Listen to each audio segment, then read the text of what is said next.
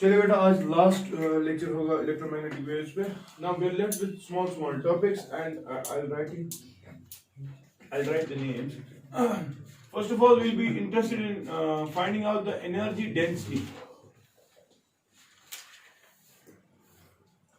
Along with that, we are interested in finding out what about the intensity of the electromagnetic wave. And then we are also interested in finding out the Poynting vector.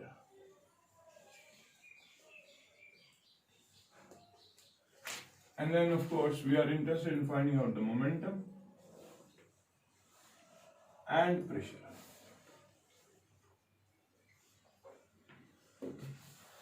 Now electromagnetic wave जो है इसके पास obviously a varying electric and magnetic field. अच्छा, therefore what is electric and magnetic field is nothing but the energy.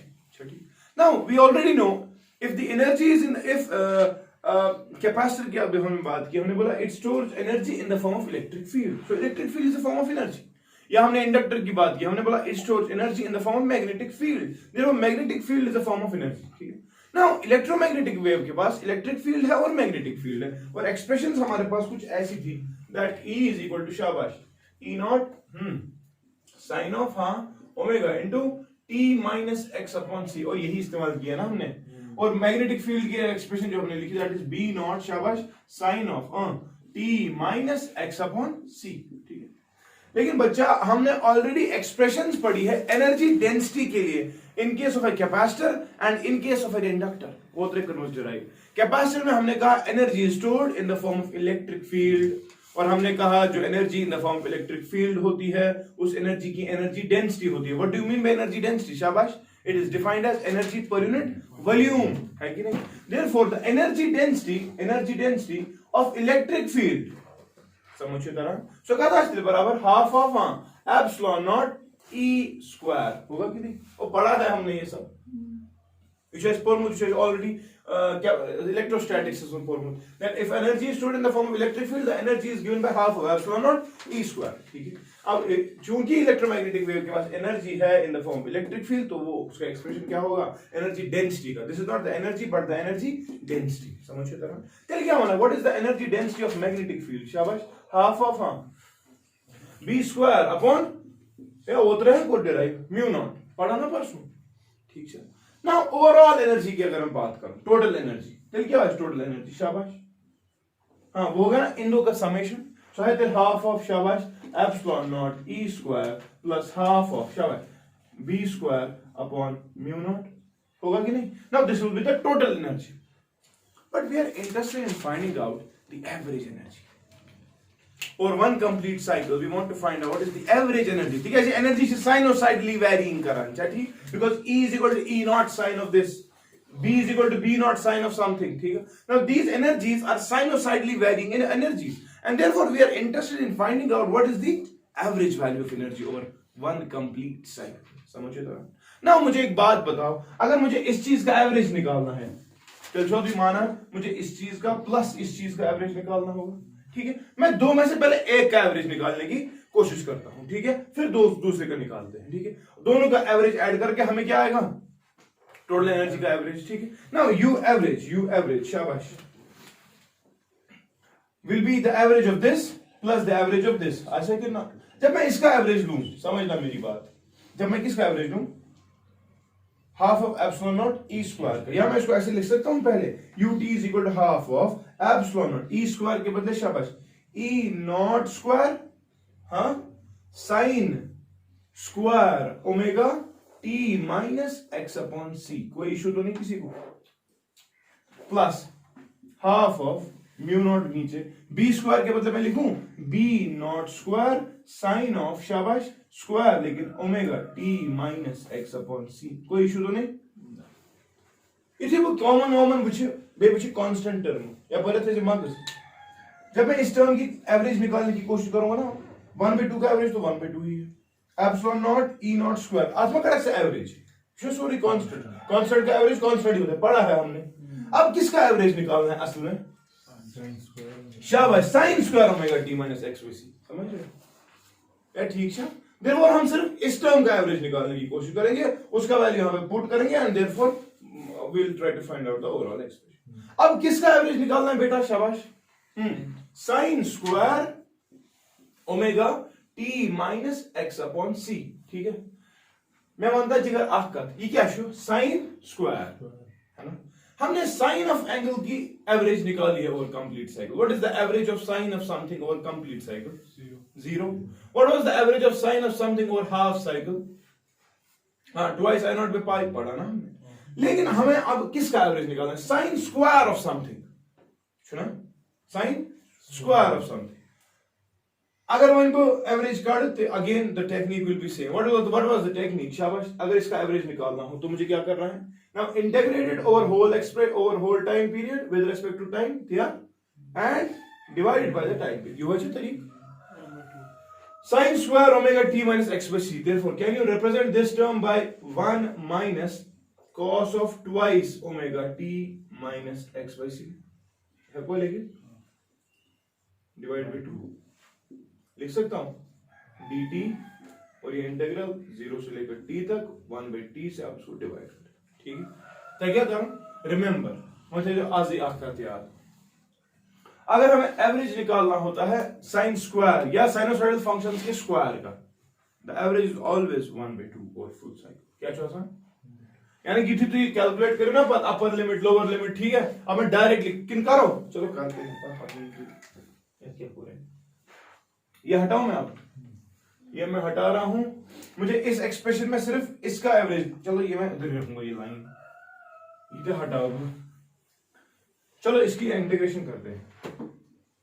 One सा जिगर 1 by t पहले बाहर ही लिखेंगे या इंटीग्रल भी ऐसे ही लिखता हूं अभी 0 से लेकर t तक. अस्करे भी डिस्ट्रीब्यूट को 1 by 2 dt minus cos of twice मगर क्या ओमेगा फिर t minus X upon C. ठीक है, और इसको भी डिवाइड बाय 2. कोई प्रॉब्लम तो नहीं? ठीक है, इसको भी dt के साथ इंटीग्रेट. अब इंटीग्रेशन जब अलग अलग से होगी, ठीक है, 1 by 2. अच्छा चलो 1 by 2 कर लो यहां पर. इको 1 by 2t इंटीग्रल 0 से t तक किस किसका? dt का और इसका. dt का इंटीग्रल क्या आता?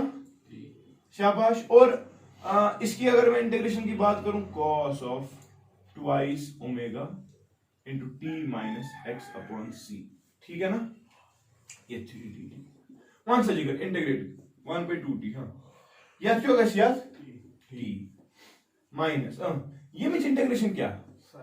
हाँ, cos की होती है integration sine plus sine of twice omega t minus X upon C.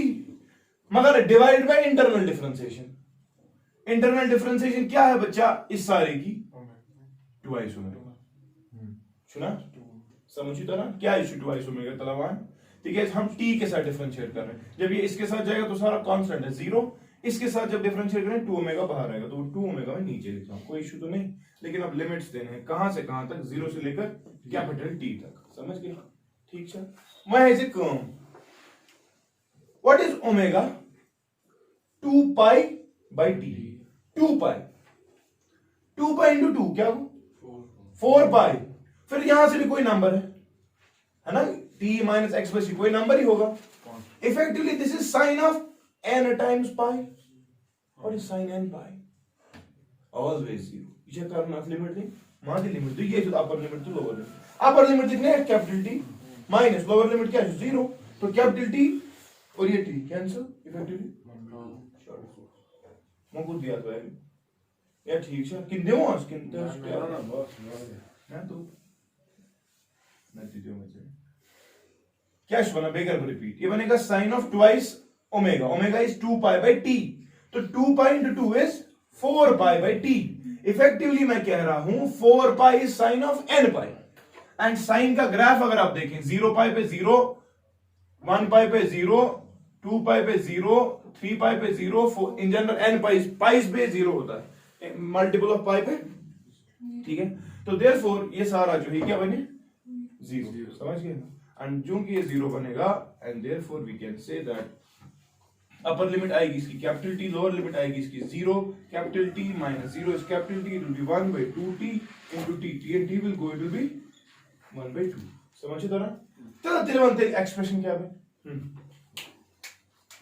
UT total energy का एवरेज, अच्छा नहीं यूटी नहीं, ये तो यूटी हो गया, अब मैं एवरेज एनर्जी की बात कर रहा हूं, ठीक है, average energy, average will B शाबाश 1/2 epsilon not, e not square भी ऐसे ही है ना, इसके बदले क्या लिखना 1/2 सुबह 1/4 इफेक्टिवली प्लस ये इतने कैसा ही इतने कैसा 1/4 म्यू नॉट, हाँ बी नॉट स्क्वायर, समझ गए कि नहीं, ठीक है ना। We already have a relationship between electric and magnetic field along with the velocity of light, अच्छा कितना छा कितना, therefore मैं I can just try to modify the expressions, मैं expressions को modify कर सकता हूं बाहर गणित, तो यहां तक पहले कॉपी कर लो, जगह नहीं है,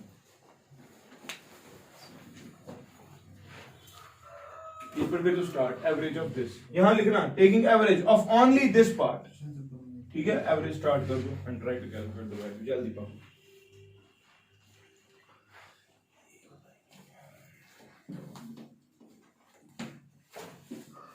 मगलो ये चैप्टर है, ओके पॉइंटिंग वेक्टर है, ओके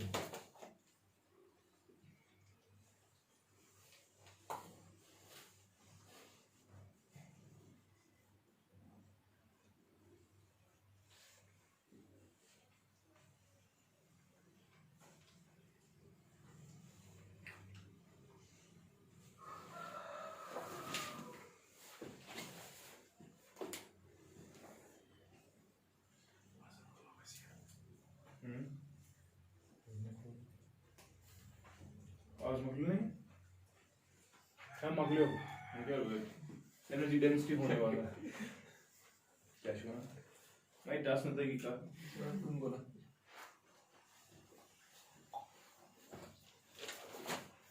फिर से जिक्र कर देता हूं,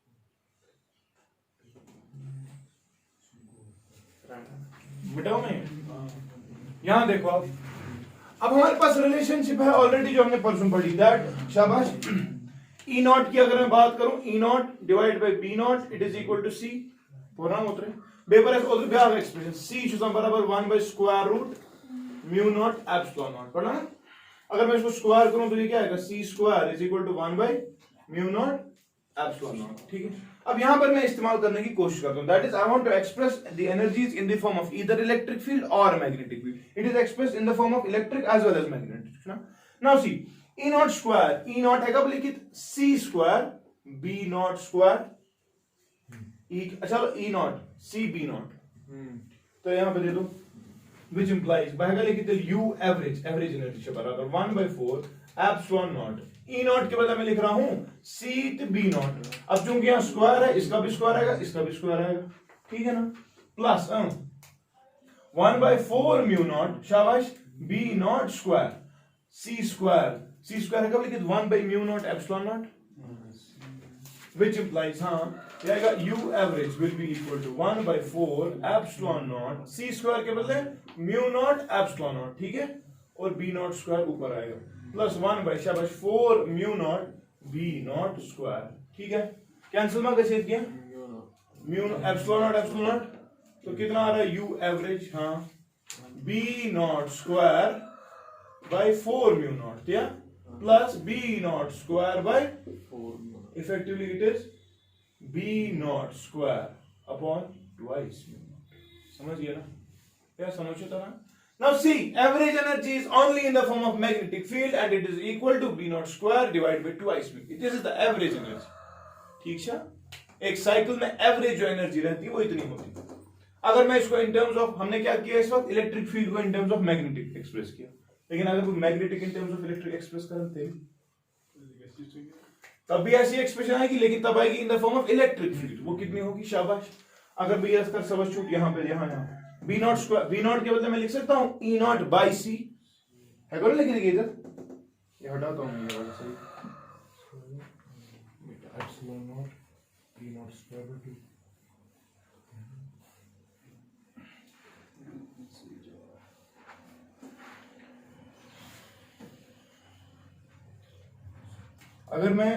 अगर मैं इस टर्म को यहाँ पर 1/4 mu not b not square को बी नॉट के बदले में लिखूं e not divide by c, तो ये क्या बनेगी? U average can also be written as 1/4 शाबाश epsilon not e not square plus 1/4 mu not का है बी नॉट के बदले ई नॉट बाई सी, लेकिन दोनों का क्या? स्क्वायर। अब सी स्क्वायर के बदले क्या लिख सकते हैं? 1/म्यू नॉट एप्सिलॉन नॉट, तो ये आएगा u average will be equal to 1/4 epsilon not e not square plus 1/4 mu not c square के बदले में ऊपर आएगा म्यू नॉट एप्सिलॉन नॉट आएगा into e not square, mu not को कैंसिल, इफेक्टिवली क्या आ रहा है? 1/4 हाँ epsilon not e not square plus 1/4 epsilon not e not square, effectively it is again epsilon not e not square upon 2 sorry upon 2. This is the average energy.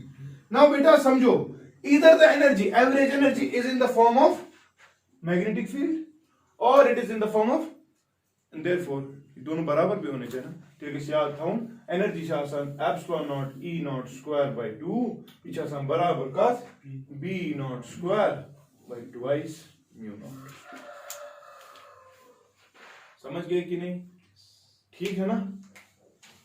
So this is the overall concept of the energy density. ये energy density, ये ना high energy क्या है?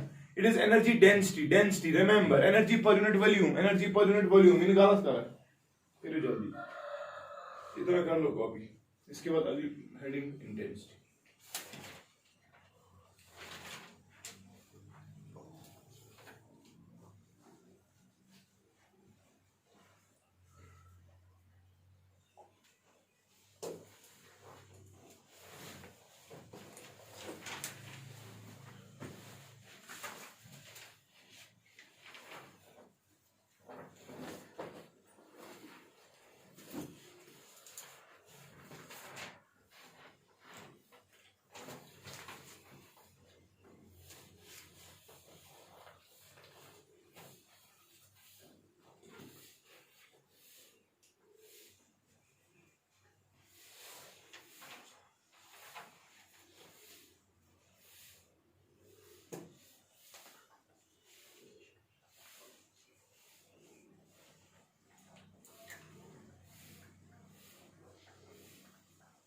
हटाओ मैं ये सब।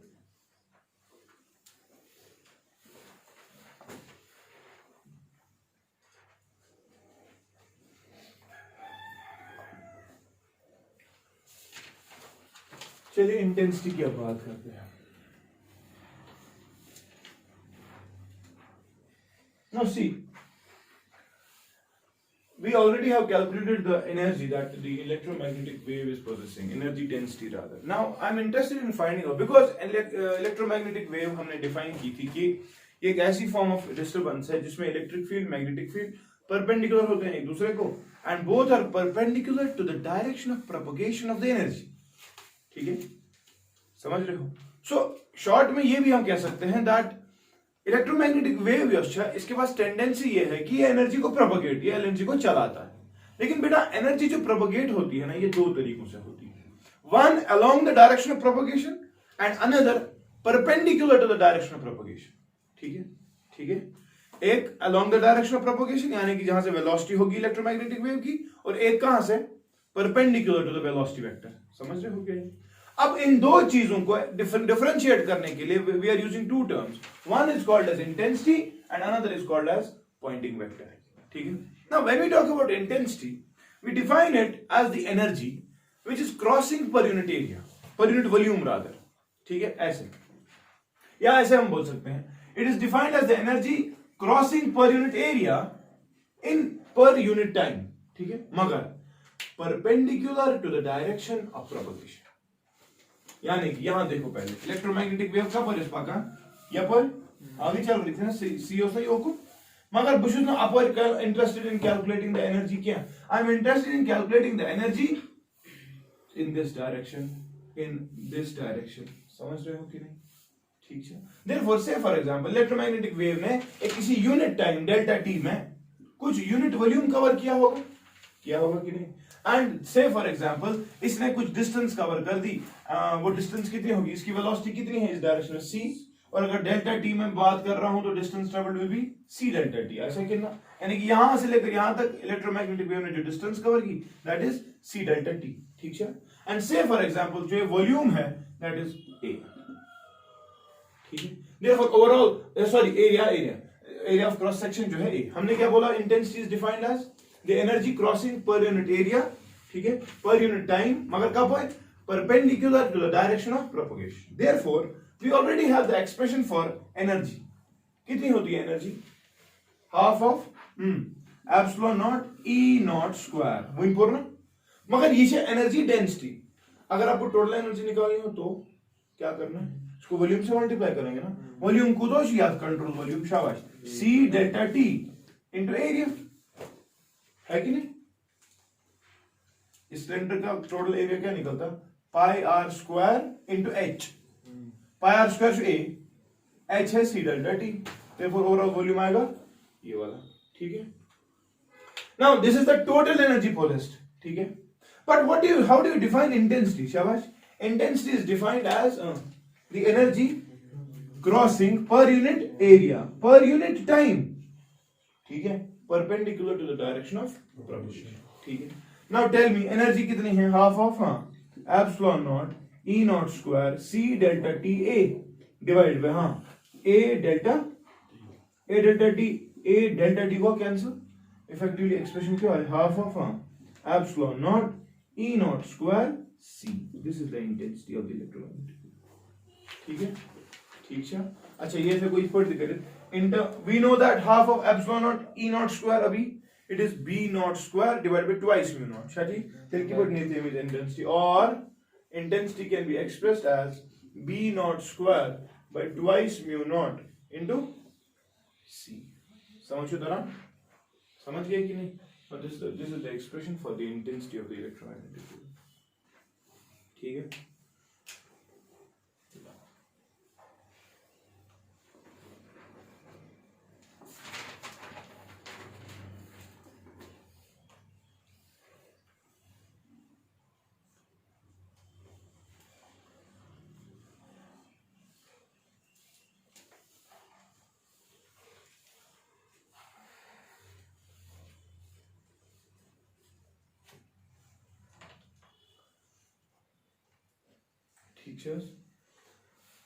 अगली चीज जो है that is the Poynting vector शाबाश करिए जल्दी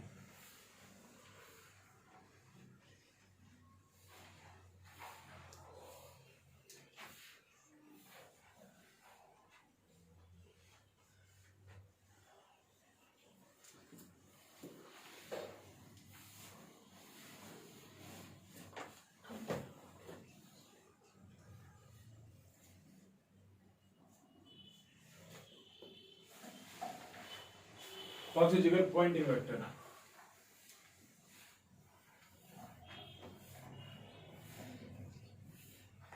now beta pointing vector is again we define it as the energy crossing per unit area per unit time but along the direction of propagation Shadi? And remember pointing vector is represented by s Shadi? And it is given by e cross b e cross divided by mu naught how do you define pointing vector shabash it is defined as लिखो पहले it is defined as the energy crossing per unit area per unit time but along the direction of propagation अब देखो ये expression ही कह रही है along होना चाहिए e cross b वेक्टर कब हो जाए perpendicular to e as well as b so क्या still c so gonna along the direction of propagation so therefore pointing vector gives you the energy propagating along the direction of propagation ठीक समझ रहे हो कि नहीं इथे लिखित it is defined as the energy propagating per unit area per unit time along the direction of propagation and mathematically it is given by e cross b divided by ठीक है। अच्छा, now again if you know the Poynting vector, ठीक, you can calculate the intensity आ गया। तो intensity we can क्या मानो alternatively find it from Poynting vector, और अगर आपको इंटेंसिटी पता है तो आप पॉइंटिंग वेक्टर निकाल सकते हैं। लिखो आप इसके बाद again with the help of Poynting vector, with the help of pointing vector we may redefine intensity as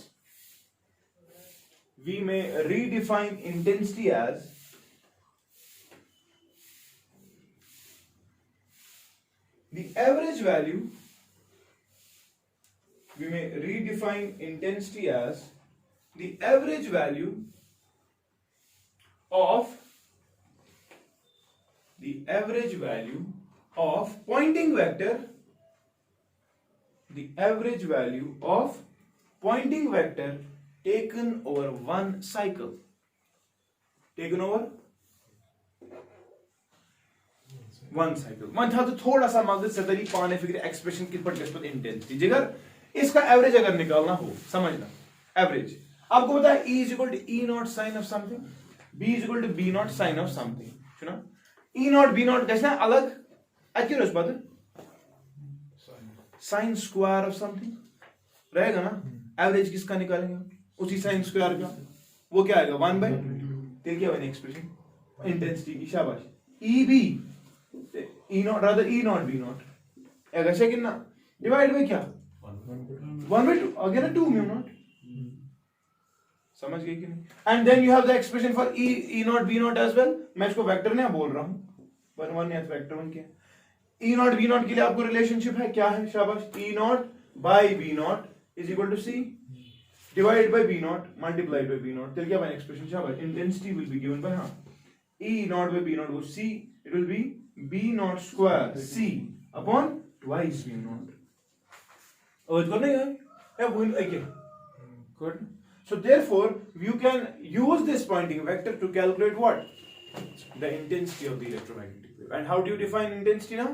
It is defined as the average value of pointing vector over one complete cycle।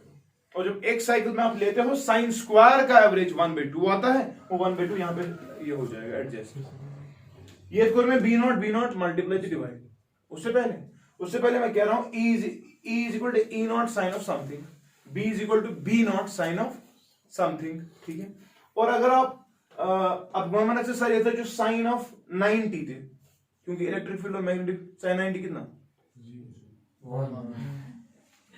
मौज तो नहीं, ये जरूरत है E naught B naught फिर sine square of something, E naught B naught constant है, उनका average नहीं निकालते, म्यू नॉट कांस्टेंट है, उसका एवरेज नहीं, एवरेज निकालेंगे साइन स्क्वायर का, बेटा साइन स्क्वायर का जब आप एवरेज निकालोगे तब 1/2 आएगा।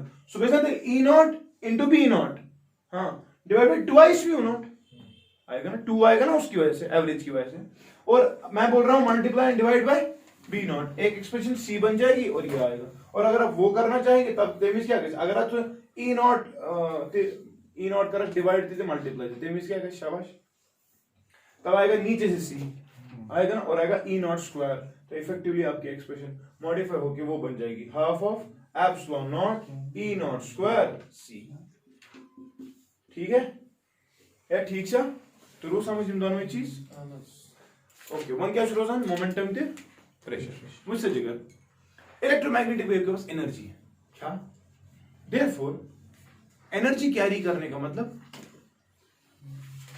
मास एनर्जी इक्विवेलेंस अगर सोचो, energy is equivalent to mass and when there is mass there is momentum, समझ रहे।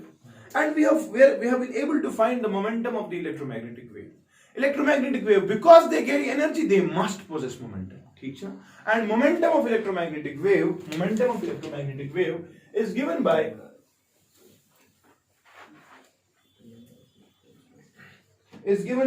momentum of electromagnetic wave is given by U upon C।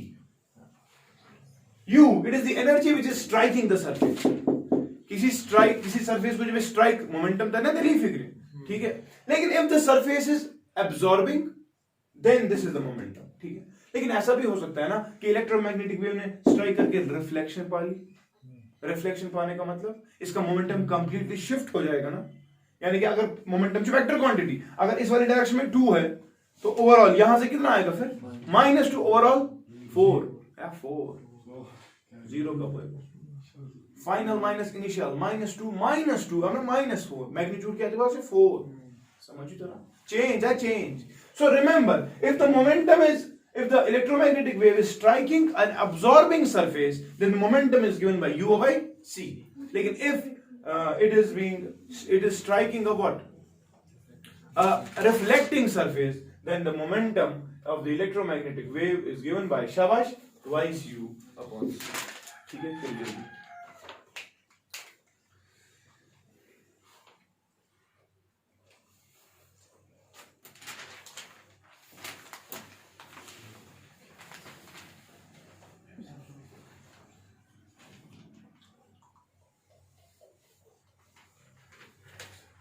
ठीक है, गिना इमन चीजन कार्डवर्ड करा, ट्वाइस u by c लगाओ तेली, अगर ये वेव क्या कैसी रिफ्लेक्ट, अगर ये मोमेंटम, अगर ये सिर्फ एब्जॉर्ब हो गई तेल ना से एम को ता मोमेंटम को deliver earth surfaces, you see absorbing surfaces, ठीक है, तेले को रहा this point, it is for absorbing and it is for reflecting.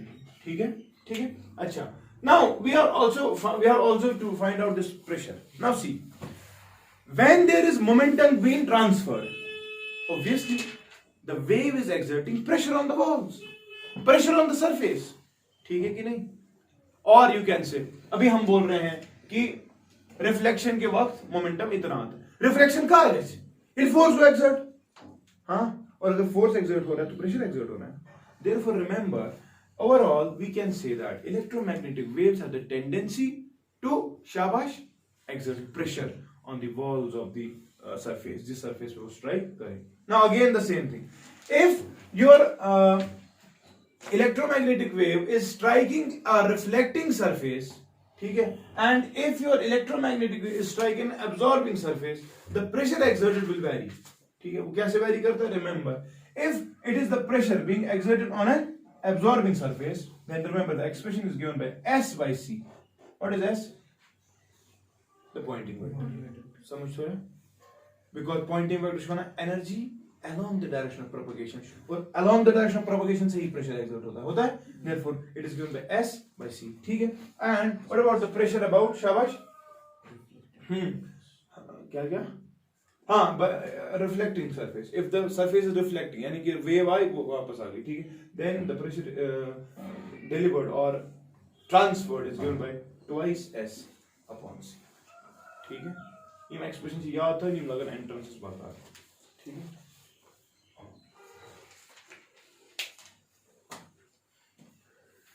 Clear? अच्छा, pressure, momentum, energy density, Poynting vector, intensity. ठीक है, तो ओवरऑल ये सब चीजें जो है, ये सब चीजें हमें जरूरत लग सकती है. बेमश क्या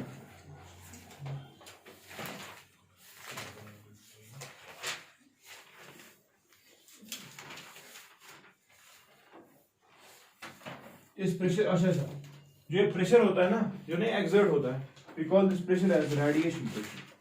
क्या सुना?